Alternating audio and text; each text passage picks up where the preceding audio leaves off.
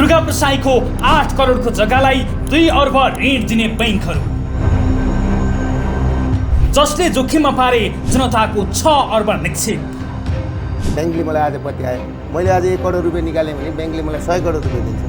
बैंकबाट loan लिएर मैले काम गरेँ। नेपालमा ब्याज तिर्न नसक्ने प्रसाईको दुबईमा 2 अर्बको मेडिकल कलेजको फन्डा, व्यवसाय र ट्राभल मार्फत दुबईमा हुन्डी कारोबार।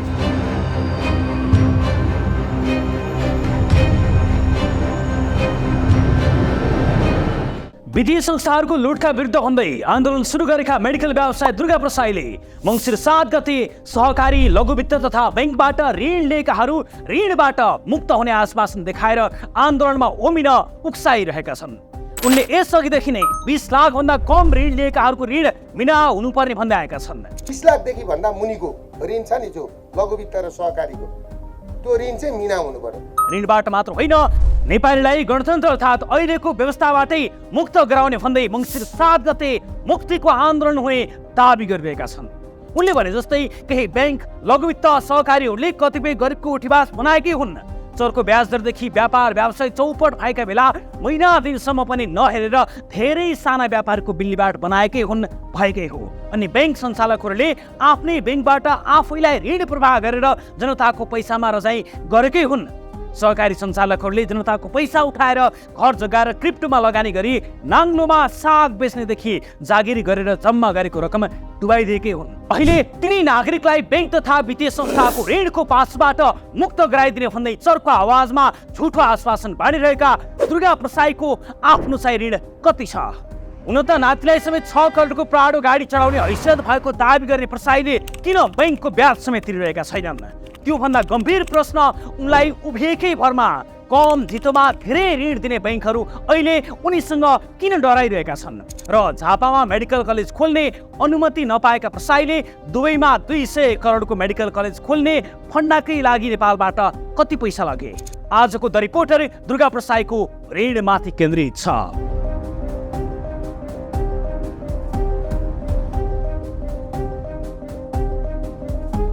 गरिबको ऋणको मुक्तिदाता बन्ने प्रयास गरिरहेका दुर्गा प्रसाई आफै भने 6 अर्ब ऋणमा डुबेका व्यवसाय हुन्। प्रसाईकै अनुसार उनलाई कुनै समय बैंकहरूले धितो नै नहेरी उनको अनुहार हेरेर उभिएकै भरमा ऋण दिन्थे। बैंकबाट चाहिँ 300 करोड रुपियाँ ऋण लिएर मैले काम गरेको। 300 करोड 300 करोड रुपियाँ लिएर काम गरेको। 300 करोड 3 अर्ब ऋण लिएर काम गरेको। बजारको मलाई 2 अर्ब छ। 5 वर्ष अघिको एक अन्तर्वार्तामा प्रसाईले आफूले बैंकलाई 1 करोड देखाउँदा बैंकले आफूलाई 100 करोड ऋण दिने दाबी गरेका थिए। बैंकले मलाई आज पत्यायो, मैले आज 1 करोड रुपियाँ निकालेँ भने बैंकले मलाई 100 करोड रुपियाँ दिन्छ। बैंकबाट लोन लिएर मैले काम गरेँ। सायद उनको दाबी सही भएरै होला। प्रसाईले 6वटा वाणिज्य बैंक, एउटा विकास बैंक र एउटा फाइनेन्स कम्पनीबाट 5 अर्ब 57 करोड 30 लाख रुपियाँ बढी ऋण लिएका छन्। उनले प्रभु बैंकबाट क्यान्सर अस्पताल र बीएनसी मेडिकल कलेज तथा उनको होटलका लागि 1 अर्ब 20 करोड रुपियाँ ऋण लिएका छन्। त्यस्तै तत्कालीन जनता बैंक हालको ग्लोबल आइएमई बैंकबाट 1 अर्ब बढी र तत्कालीन एनसीसी हालको कुमारी बैंकबाट 1 अर्ब रुपियाँ भन्दा बढी ऋण लिएका छन्। कुमारी बैंकले प्रसाईको बीएनसी मेडिकल कलेजको नाममा 70 करोड र पूर्वाञ्चल क्यान्सर अस्पतालका नाममा 30 करोड गरी 1 अर्ब रुपियाँ ऋण दिएको छ। त्यस्तै तत्कालीन एनबी हालको नबिल बैंकबाट 76 करोड, राष्ट्रिय वाणिज्य बैंकबाट 70 करोड र तत्कालीन मेगा बैंक हालको नेपाल इन्भेस्टमेन्ट मेगा बैंकबाट 65 करोड रुपियाँ ऋण लिएको राष्ट्र बैंक स्रोतको दाबी छ। प्रसाईले लुम्बिनी विकास बैंकबाट 15 करोड 30 लाख र गुडविल फाइनेन्सबाटै 11 करोड रुपियाँ ऋण लिएका छन्। उनले पूर्वाञ्चल क्यान्सर अस्पताल, बीएनसी अस्पताल, होटल एट्रियम, शुभम हाउसिङका नाममा ऋण लिएका हुन्। अचम्म त के छ भने उनले गत पुस महिनादेखि कुनै पनि बैंक तथा वित्तीय संस्थाको ऋणको सावा ब्याज तिरेका छैनन्। योभन्दा आश्चर्यजनक कुरा के छ भने सामान्य नागरिकले 3 महिनासम्म किस्ता नतिर्दा कालो सूचीमा राख्दै पत्रिकामा फोटोसहित धितो लिलाम निकाल्ने बैंकहरूले दुर्गा प्रसाईको विषयमा भने अहिलेसम्म मौनता साधेका छन्। यसका कारण बैंक अनुसार फरक छन्। अहिलेसम्म कुनै पनि बैंकले उनलाई कालो सूचीमा राखेको छैन। कर्जा सूचना केन्द्रका अनुसार उनको नाम कालो सूचीमा छैन। जनताको बचत लगानी गरेका बैंकहरूले एक व्यक्तिले महिनौसम्म अर्बौं रुपियाँ ऋणको सामा ब्याज नतिर्दा किन चुप छन्? दुर्गा प्रसाईलाई ऋण दिने विषयमा बैंकहरू आफै फसेका छन्। प्रसाईलाई ऋण दिँदा बैंक तथा वित्तीय संस्थाहरूले धितो राखिएको सम्पत्तिको वास्तविक मूल्य भन्दा 22 गुणासम्म बढी मूल्याङ्कन गरेर ऋण दिएका छन्। बीएनसी मेडिकल कलेजका नाममा ऋण लगानी गरेका कुमारी बैंक, नोबेल बैंक, ग्लोबलाइम बैंक र गुडविल फाइनेन्सले नै धितोको वास्तविक मूल्यभन्दा 22 गुणा बढीसम्म ऋण दिएका छन्। प्रसाईले अस्पतालका नाममा जग्गा धितो राखेर ऋण लिँदा कर छली गरेको हुन सक्ने अथवा बैंक तथा वित्तीय संस्थासँग मिलेर धितोको अत्याधिक मूल्याङ्कन गराई निक्षेपकर्ताको रकम दुरुपयोग गरेको हुन सक्ने महालेखा परीक्षकको 59औं प्रतिवेदनले खुलासा गरेको थियो। अहिले बीएनसी अस्पतालका नाममा प्रु बैंक, कुमारी बैंक, ग्लोबलाइम बैंक, नोबेल बैंक र गुडविल फाइनेन्सले अरबौं रुपियाँ ऋण लगानी गरेका छन्। तर महालेखा परीक्षकको प्रतिवेदन अनुसार बीएनसीका नाममा कर्जा प्रवाह गर्दा धितो राखिएको जग्गाको वास्तविक मूल्यभन्दा 22 गुणा बढी मूल्याङ्कन गराइएको छ। महालेखाको प्रतिवेदन अनुसार भूमि सुधार तथा मालपोत कार्यालय बिर्तामोडमा 2077 साउन 2 गते प्रसाईले अनारमणि 3 बिर्तामोडको 8 करोड रुपियाँ थैली रकम कायम गरेर आफ्नो स्वामित्वमा रहेको बीएनसी अस्पताललाई बिक्री गरे। बीएनसीले 8 करोडमा किनेको जग्गा 2 दिनपछि 4वटा बैंक तथा वित्तीय संस्थाले धितो राखी अस्पतालका नाममा 1 अर्ब 74 करोड रुपियाँ ऋण दिए। बैंकले 1 अर्ब 74 करोड ऋण दिएको जग्गाको मूल्य मालपोतको हिसाबमा जम्मा 8 करोडको थियो। कुनै बैंक तथा वित्तीय संस्थाले ठाउँ हेरेर धितो राखिएको जग्गाको कुल मूल्यको कति प्रतिशतसम्म ऋण लगानी गर्ने भन्ने मूल्याङ्कन गर्न सक्छन्। बैंकरहरूका अनुसार अहिले बढीमा धितोको 70% मात्रै कर्जा प्रवाह गर्न मिल्छ। तर दुर्गा प्रसाईको 8 करोडको जग्गा धितो राखेर 4वटा बैंक तथा वित्तीय संस्थाले 22 गुणा बढी अर्थात् 1 अर्ब 74 करोड रुपियाँ ऋण दिए। अब अहिले बैंकहरूले धितो निलाम गर्दा प्रसाई अदालत पुगे भने मालपोतमा कायम भएको थैलीलाई आधार मानेर कानुनी प्रक्रिया अघि बढ्न सक्छ। यो अवस्थामा बैंकहरूको लगानी सिधै डुब्नेछ। त्यसैले बैंकहरू अहिले उनलाई चिडाउनु भन्दा फकाएर सावा मात्रै भए पनि अशून्य अवस्थामा पुगेका छन्। यो काम प्रसाई एक्लैको हातमा थिएन। यसका लागि उनले बैंकका धितो मूल्याङ्कनकर्ता सिइओदेखि सञ्चालकहरूसम्म सेटिङ मिलाउनु पर्थ्यो र मिलाए पनि। महालेखा परीक्षकको कार्यालयका अधिकारी नेत्र पौडेलले प्रतिवेदनमा प्रसाईको नाममा किटान नभए पनि यो प्रकरण दुर्गा प्रसाईको बीएनसी मेडिकल कलेजको भएको अभिव्यक्ति त्यही बेला सार्वजनिक गरेका थिए।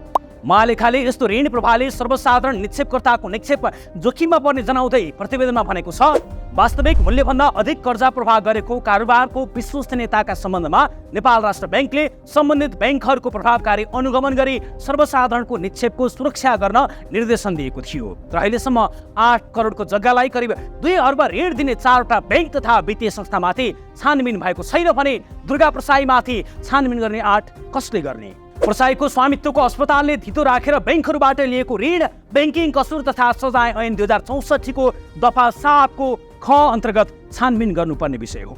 यो दफामा धितोको अस्वाभाविक रूपमा बढी मूल्याङ्कन गरी कर्जा लिन वा दिनुलाई बैंकिङ कसुर माने कसुर गर्नेबाट बिगो भराई 4 वर्षसम्म कैद सजायसम्म हुने व्यवस्था गरेको छ।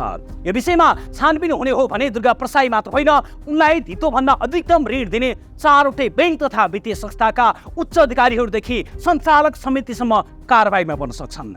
यही डरले बैंक तथा वित्तीय संस्था उनीमाथि धितो निलाम गर्न कानुनी एक्सन लिन नसक्ने अवस्थामा छन्। छलफलका लागि उनलाई बोलाउँदा समेत युट्युबरहरूलाई अघि राखेर बैंकका म्यानेजरलाई थर्काउँछन्। ऋण असुल गर्न ताकेता गरेका कुमारी बैंकका हकमा त प्रसाई उच्च अदालत नै पुगे। अदालतले लामो अवधिलाई लगानी गरेको परियोजना कर्जाको सम्पूर्ण सावा तथा ब्याज रकम समेत चुक्ता भुक्तानी गर्न भन्ने आशयलाई बैंकको असल भावना नरहेको भन्दै प्रसाईलाई बल पुर्याएको छ। साथै ऋण असुल गर्न बैंकले पठाएको ताकेता पत्र कार्यान्वयन नगर्न अन्तरिम आदेश दियो। कुमारी बैंकको नेतृत्वमा अन्य वित्तीय संस्थाले 1 अर्ब 74 करोड बीएनसीमा लगानी गरेका थिए। अहिले प्रसाईले कुनै पनि बैंक तथा वित्तीय संस्थाको ऋणको सावा ब्याज तिरेका छैनन्। उनलाई ऋण लिएपछि तिर्नु पर्दैन भनेर प्रश्न गर्दा दिने जवाफ भनेको तिर्ने वातावरण बनाउनु पर्यो नि भन्ने गरेका छन्। साथै 8% लिएको ऋण 18% कसले तिर्छ भनेर प्रतिप्रश्न गर्छ। जुन कि 7% लिएको आज 18% 22% ब्याज लिने बनाएर 1 करोड रुपियाँ पैसा दिनलाई 10 करोडको प्रपर्टी राखेको छ र व्यापारीहरूको आज मर्ने हालत भएको छ। तर बैंकहरूमा ऋण प्रवाह गर्दा नै ब्याजको किसिम रोज्न पाइन्छ। प्रसाईले नेपालका बैंकबाट लिएको ऋण नतिर्न सरकारले मेडिकल कलेज चलाउन नदिएपछि आम्दानी नभएकाले ऋण कसरी तिर्ने बताउँदै आएका छन्। तर उनले 5 वर्ष अघि नै बीएनसी अस्पताल राम्रो चलेको 4 करोड त तलब नै खुवाउने गरेको दाबी गरेका थिए। मैले गरेको सक्सेसनेस भनेको मैले हस्पिटल राम्रोसँगले चलाइदिएँ झापामा। कसैले पत्याएको थिएन। 800 जना स्टाफ छन् मेरा, महिनाको 4 करोड रुपियाँ तलब खुवाउँछु म। नेपालमा बैंकहरूलाई ब्याज तिर्न समेत नसकेको बताउने उनले 1 वर्ष अघि दुबईमा 2 अर्ब खर्चेर मेडिकल कलेज खोल्न लागेको बताएका थिए। युएईका राज परिवारका सदस्यसँग मिलेर दुबईमा 200 करोडको मेडिकल कलेज खोल्ने घोषणा मात्रै गरेनन्, राज परिवारका सदस्यलाई नेपाल ल्याएर बैंकहरूलाई विश्वास दिलाउने प्रयास समेत गरे। उनी आफै पनि 4-5 पटक दुबई पुगे। हामी निकट भविष्यमा एउटा हस्पिटल, एउटा मेडिकल कलेज प्लान गरेका छौँ। त्यसका लागि दुर्गा प्रसाईले 25% लगानी गर्ने र दुबईका राजकुमारले 75% लगानी गर्ने सम्झौता नै गरेका थिए। यसका लागि दुबईमा दुर्गा प्रसाई इन्भेस्टमेन्ट कम्पनी नै दर्ता गरेको प्रमाण सिधा कुरालाई प्राप्त भएको छ। यो प्रक्रियाका लागि दुर्गा प्रसाईले नेपालबाट उन्नी गरेर दुबई पैसा पठाएको र त्यसका लागि नेपाल र दुबईमा कार्यालय रहेका ठुला ट्राभल कम्पनी तथा व्यक्तिहरू समेत संलग्न भएको हुन सक्ने प्रमाण सिधा कुरालाई प्राप्त भएका छन्। नेपाल तिहारले गर्दाखेरि छतले गर्दाखेरि भन्दा त्यो अग्रवाल मारवाडी हो, त्यसले घुमाइदियो क्या। यो हुन्डीवाला पैसा कति दिएर गएको? नेपालमा ऋणमा डुबेका प्रसाईले दुबईमा खोल्ने भनेको 200 करोडको मेडिकल कलेज कहाँ पुग्यो? यो प्रक्रियाका लागि उनले कति पैसा नेपालबाट दुबई पुर्याए र उनलाई नेपालबाट दुबई पैसा पठाउन को कोले सहयोग गरे? यी प्रश्नको जवाब सहित आउनेछौँ, प्रतीक्षा गर्नुहोला।